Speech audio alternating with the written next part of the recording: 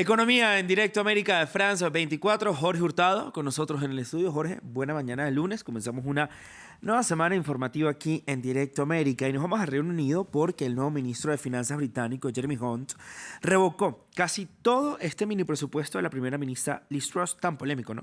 Así es, un proyecto bastante ambicioso y precisamente esa era parte de la tarea de Hunt, tratar de calmar a los mercados financieros que estaban bastante agitados en las últimas semanas precisamente por este mini presupuesto. Agitados desde hace semanas por este plan de recortes fiscales que propuso precisamente la también nueva primera ministra Liz Truss. Todo el gobierno es nuevo ahí en Reino Unido. Según Hunt, los cambios en los recortes fiscales previstos permitirían recaudar 32.000 millones de libras. Esos son aproximadamente unos 36.000 millones de dólares cada año. Entre los cambios se encuentra la suspensión indefinida de un plan para recortar el tipo básico de impuestos sobre la renta, así como reducir el plan de tope de precios de la energía que había anunciado el gobierno en plena crisis energética en Europa. Otros cambios fiscales previstos que había propuesto Truss fueron eliminados, como el recorte del impuesto sobre los dividendos, la creación de un nuevo plan de compra sin IVA y la congelación de los tipos del impuesto sobre el alcohol, así como regulaciones para los trabajadores autónomos allí. Truss y su anterior ministro de Finanzas, Kwasi Kwarteng, presentaron el 23 de septiembre este plan de 50.000 millones de dólares en recortes fiscales no financiados que asustaron a los mercados financieros, llevaron a la libra a mínimos históricos y obligaron al Banco de Inglaterra a intervenir para tomar medidas de emergencia. Tras el anuncio, la libra esterlina amplió su ganancia frente al dólar hasta subir un 1,2%, mientras los precios de la deuda pública también subieron. Escuchemos parte de lo que decía el nuevo ministro de Finanzas de Reino Unido. Good morning. Buenos días. Una responsabilidad central de cualquier gobierno es hacer lo necesario para la estabilidad económica. Esto es vital para las empresas que toman decisiones de inversión a largo plazo y para las familias preocupadas por sus empleos, sus hipotecas y el coste de vida. And for families concerned about their jobs, their mortgages and the cost of living. No government can control markets. Ningún gobierno puede controlar los mercados, pero todos los gobiernos pueden dar seguridad sobre la sostenibilidad de las finanzas públicas, y ese es uno de los muchos factores que influyen en el comportamiento de los mercados. Y por esta razón, aunque la primera ministra y yo estamos comprometidos con el recorte de impuestos de sociedades, el viernes escuchó las preocupaciones sobre el mini presupuesto y confirmó que no seguiremos adelante con el recorte de impuestos de sociedades anunciado.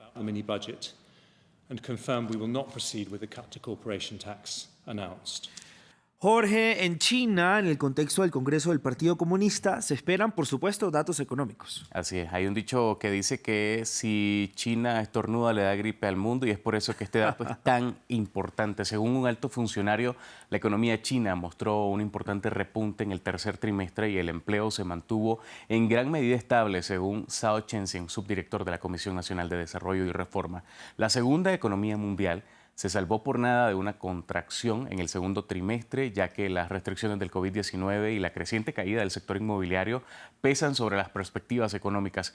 China va a retrasar, la publicación de los datos del Producto Interno Bruto del tercer trimestre y de la actividad de septiembre, cuya publicación estaba prevista inicialmente para este martes, según un calendario actualizado en la página web de la Oficina de Estadísticas.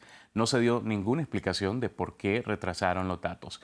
La economía china probablemente creció un 3,4% entre julio y septiembre respecto al año anterior, ganando un ritmo respecto al crecimiento del 0,4% del segundo trimestre, pero el crecimiento previsto para 2022 podría seguir siendo uno de los más débiles en casi medio siglo según las encuestas. China prometió ampliar su apertura e impulsar una globalización más beneficiosa para todos, dijeron, en medio de críticas de instituciones como la Unión Europea, que acusan al gigante asiático de anteponer la ideología, el crecimiento o de alejarse del resto del mundo.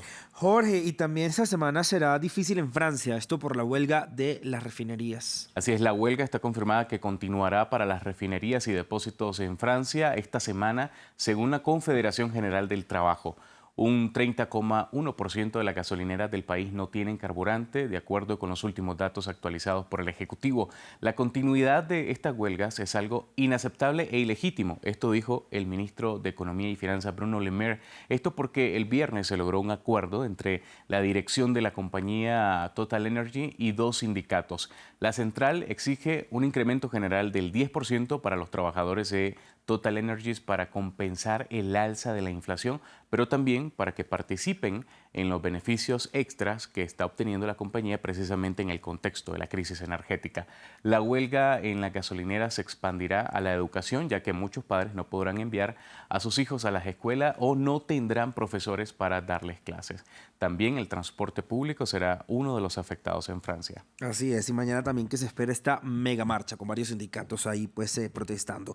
Y no hay buenos pronósticos para la economía de la eurozona, Jorge. Bueno, se espera una contracción el próximo año como consecuencia del aumento de los costos de la energía y el riesgo de escasez tras la invasión rusa de Ucrania. La producción del bloque caería al 0,1% en 2023, según los economistas encuestados por Bloomberg, que hace un mes todavía estimaban un crecimiento del 0,3%. Alemania, que es la mayor economía de la zona del euro, se contraería un 0,5%, mientras Francia, Italia y España probablemente crecerán. Pese a que el Banco Central Europeo contempla que Alemania evite 2 trimestres consecutivos de contracción, el vicepresidente del banco, Luis de Guindos, afirmó que no descarta la recesión técnica para la mayor economía europea. La inflación de la eurozona se sitúa ahora en una media del 5,5% según la encuesta. Alemania fue el país que más revisó sus previsiones al alza entre las principales economías del bloque. Jorge, como siempre, gracias por toda la información económica. Más adelante, más economía.